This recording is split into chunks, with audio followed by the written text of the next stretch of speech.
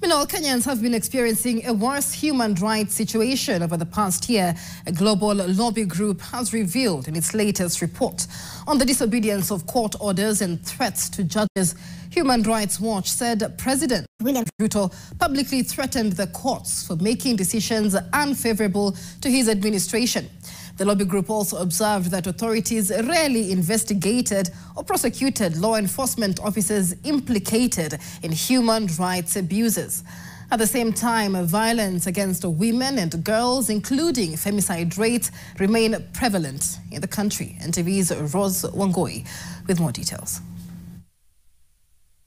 During the launch of its 35th edition of the World Report on Thursday, Human Rights Watch accused the Kenyan government of leading the region in a pattern of human rights violations. According to the lobby group, in response to the tax protest, authorities failed to address the socio-economic causes of protest and threatened civil society groups and some donor organizations for allegedly supporting the protest financially. The global report further said that authorities rarely investigated or prosecuted law enforcement officers implicated in human rights abuses. Missing justice and accountability for the abuses suffered has also impacted people's mental health and created distress. On the disobedience of court orders and threats to judges, Human Rights Watch said government officials, including the president, publicly threatened people who filed court petitions to challenge the 2023 finance bill and 2023 housing levy.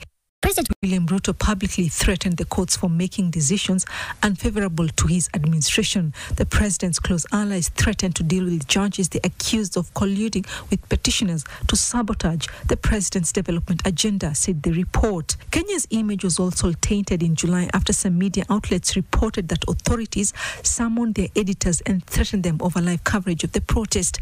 The group noted that President Ruto said he had the power to shut down media over the live coverage of protest, but he opted not to do so.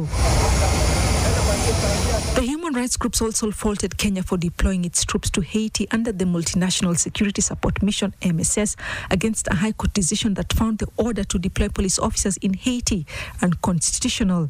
At the same time, violence against women and girls, including high femicide rates, sexual violence and female genital mutilation remain prevalent in Kenya, further putting the country in human rights bad books. According to the National Police Service, 100 women were murdered between August and November 2024. And between July and August 2024, parts of bodies, many of which belong to women, were found in a dump site in Kware. Authorities stopped retrieval efforts after 17 bodies were retrieved, despite additional bodies remaining in the dump site. Only one victim was identified, and no one has been charged with the murder. Kenyans were also criticized for discriminating against people with psychosocial disabilities, who the lobby group says continue to be shackled, chained or locked in small confined spaces due to inadequate support and mental health services and prevalent stigma. Rozongwe, NTV.